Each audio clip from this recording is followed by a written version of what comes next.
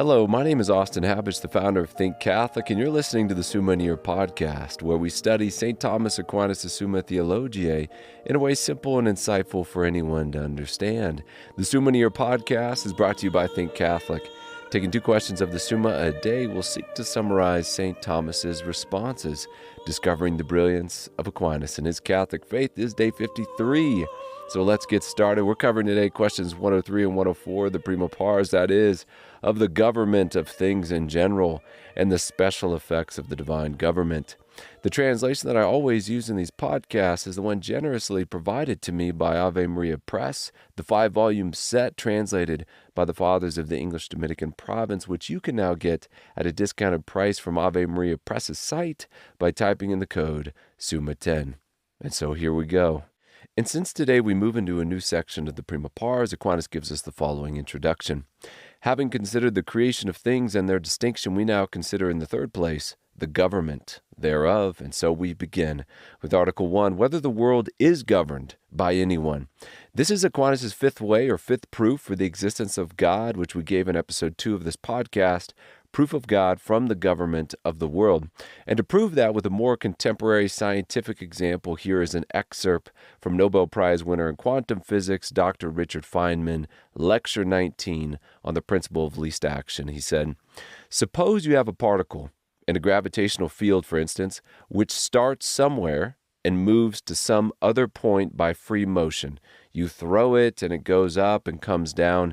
We can calculate the kinetic energy minus the potential energy and integrate for such a path or for any other path we want. The miracle is that the true path is the one for which the integral is least.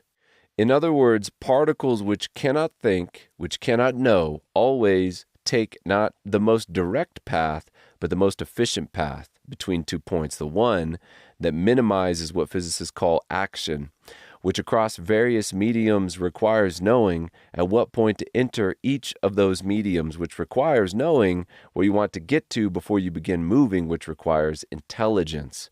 And when universally unintelligent things move intelligently, it must be because there is a just as universally affecting intelligence from which these things ultimately derive their nature.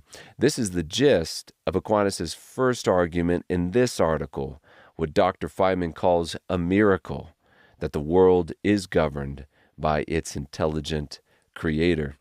In St. Thomas's words, for we observe that in nature things happen always or nearly always for the best, which would not be the case unless some sort of providence directed nature towards good as an end, which is to govern.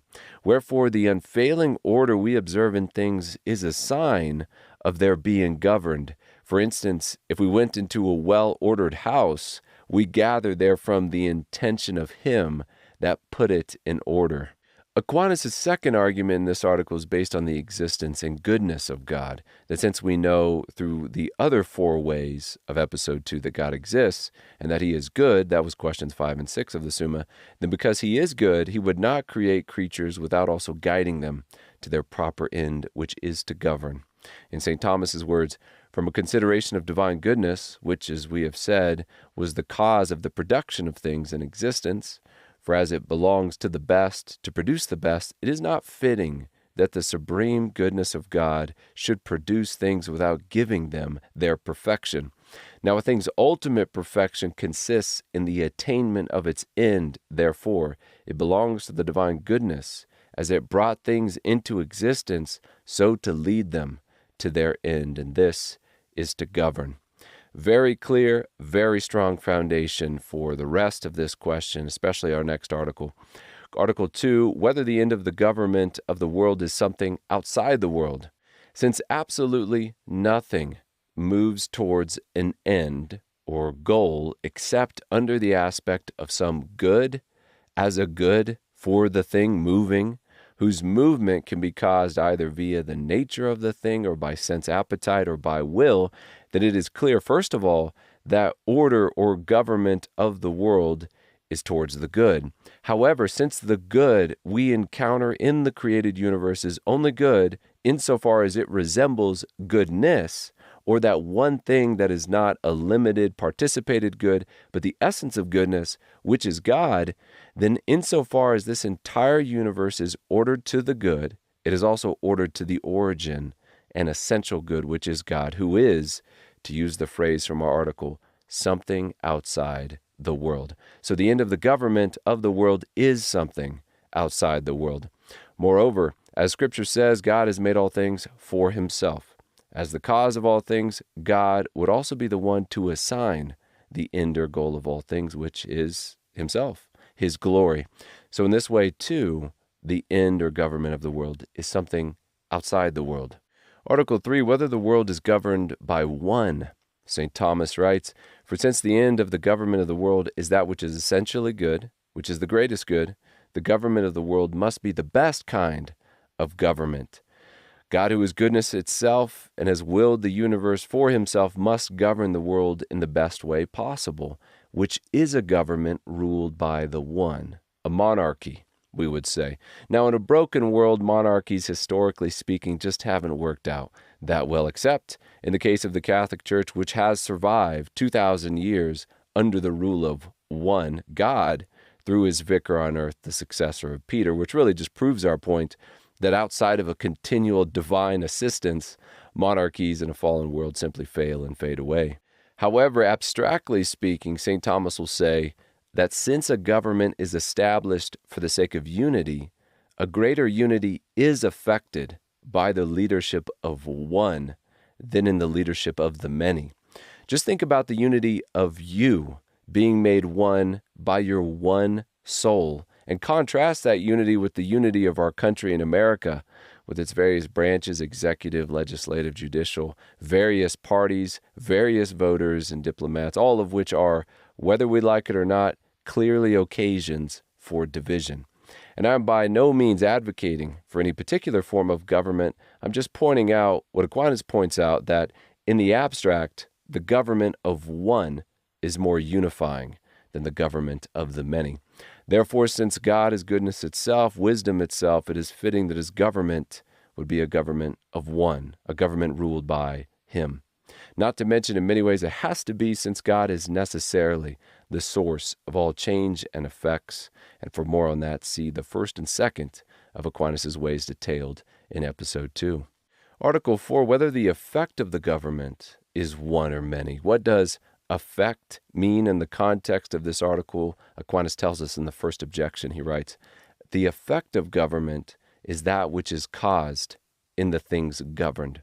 And there are many effects or things caused in the things governed. As Aquinas continues, we may consider in the individual the effects of the government of the world, and in this way they are without number.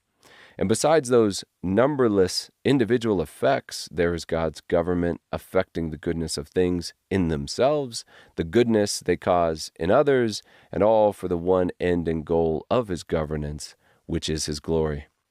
Article 5, whether all things are subject to the divine government. Yes, and in the words of St. Augustine, not only heaven and earth, not only man and angel, even the bowels of the lowest animal, even the wing of the bird, the flower of the plant, the leaf of the tree, hath God endowed with every fitting detail of their nature. Therefore, all things are subject to his government. Aquinas then tells us this must be the case because God is not only the origin of all things, but he is the one who brings them to their proper perfection. In other words, he is the first mover who moves or actualizes all things according to their nature, which we will speak in greater detail in the next article. Article 6, whether all things are immediately governed by God.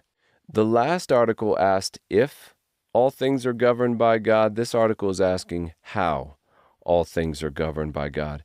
Whether God executes his governance over things immediately or through the service of intermediaries. To put the question simply, does the King of the universe do everything himself, or does he also accomplish some things through his servants? And the answer is the latter, that although when I move my hand across the keyboard, the ultimate origin and foundation of that movement must be found in God, that was Aquinas' first and second ways from episode 2, it is still absolutely true that I am also willing to move my hand and then physically moving it as well.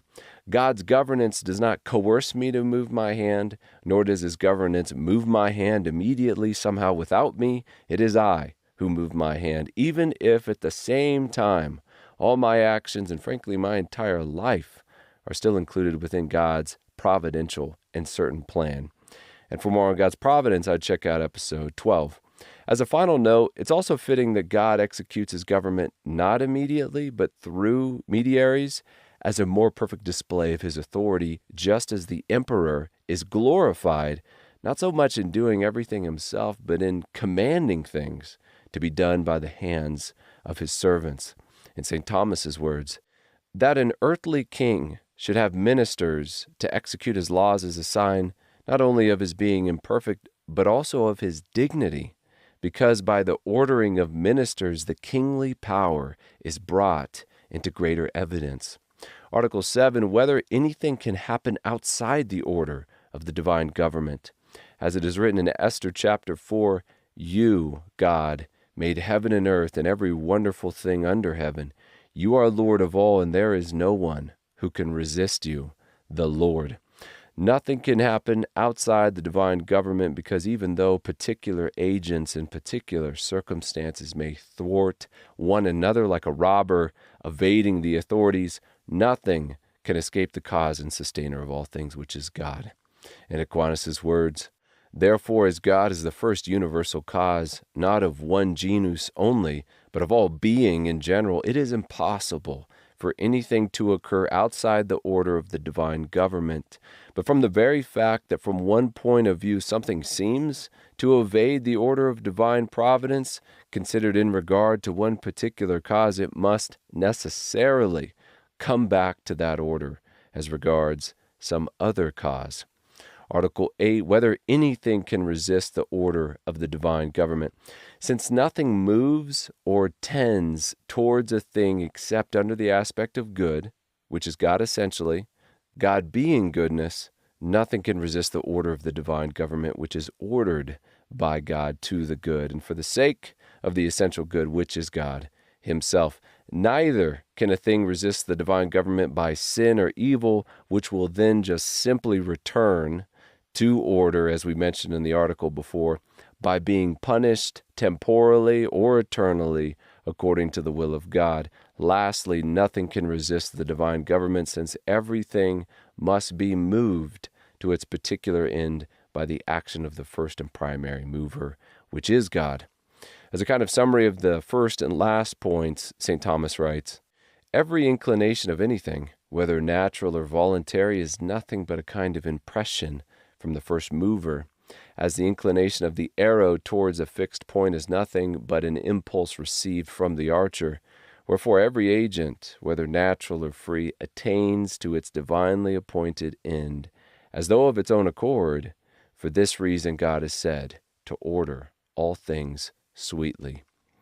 Moving on to question 104, the special effects of the divine government, Article 1, whether creatures need to be kept in being by God. As it is written in Hebrews chapter 1, referring to Jesus Christ, he reflects the glory of God and bears the very stamp of his nature, upholding the universe by his word of power. St. Thomas explains here that since nothing short of God is its own existence, but is an existence, essence, composition, that it must have a cause at every moment for why, in fact, it does exist. For example, I am an existing human being. Humanity is my essence, plus I exist, but the fact that I happen to exist at any moment requires an explanation, a cause. That cause, in one way, is my parents, who gave the matter of my body. In another way, it is God, who created my soul out of nothing, which is the form of my body. But since my form was created precisely out of nothing, then, without God's continual action upon it, continuously giving existence to it, it would simply return to nothing. And so it is with everything else created. God created the entire universe out of nothing, and so must sustain it at every moment, or it will just return to nothing. The analogy Aquinas gives us is light illuminating the room. The moment you turn off the light, the room returns to darkness. So too, in the moment that God would cease to impart existence to created things, they would simply return to nothingness. And for more on the universe's creation out of nothing, I'd check out episode 24. Article 2, whether God preserves every creature immediately. Does God preserve my existence immediately or also through the effects of intermediaries? St. Thomas responds, when we have a series of causes depending on one another, it necessarily follows that while the effect depends first and principally on the first cause, it also depends in a secondary way on all the middle causes. So if I look at my hand, it is being preserved in being as part of my human body by the form of my body, which is the soul. But then at the same time, my soul is being preserved in being by God, who just is being and needs none to give him being. The same would also hold true for the hydrogen atom. Its form is giving the existence and structure to the particular potency, potential existence of which it is made out of, what Heisenberg termed energy, as we've been saying in previous episodes. Yet even here, that energy, or raw potential existence of which the entire material universe is made up of, having come out of nothing itself, must have a reason or cause for why it is not nothing, or why it has not simply returned to nothing, the cause of which must ultimately be traced to God as its sustainer. Article 3, whether God can annihilate anything. Could God simply cease to give existence to the angel or to man or to the created universe? And the answer is yes. Aquinas responds to this article briefly, writing, therefore that God gives existence to a creature depends on his will, nor does he preserve things in existence otherwise than by continually pouring out existence into them. As we have said, therefore, just as before things existed, God was free not to give them existence and not to make them, so after they are made, he is free not to continue their existence, and thus they would cease to exist, and this would be to annihilate them. Article 4, whether anything is annihilated. As it is written in Ecclesiastes, I know that whatever God does endures forever. Aquinas' best argument within this article is based on the goodness and power of God, that he would not create things simply to annihilate them later, that although even in a fallen world where death and destruction reign, there is still seen order and greater goods coming from these lesser evils, especially for man, of which this entire material universe is ordered to, who though his body die, his soul will continue, and therefore still glorify either God's mercy or his justice, depending on where it goes for all eternity. St. Thomas responds to this article briefly in writing, since rather the power and goodness of God are manifested by the preservation of things in existence, wherefore we must conclude by denying absolutely that anything at all will be annihilated. And that concludes questions 103 and 104 of the Prima Pars, that is, of the government of things in general and the special effects of the divine government. My name is Austin Habish with Think Catholic, and I cannot wait to see you tomorrow.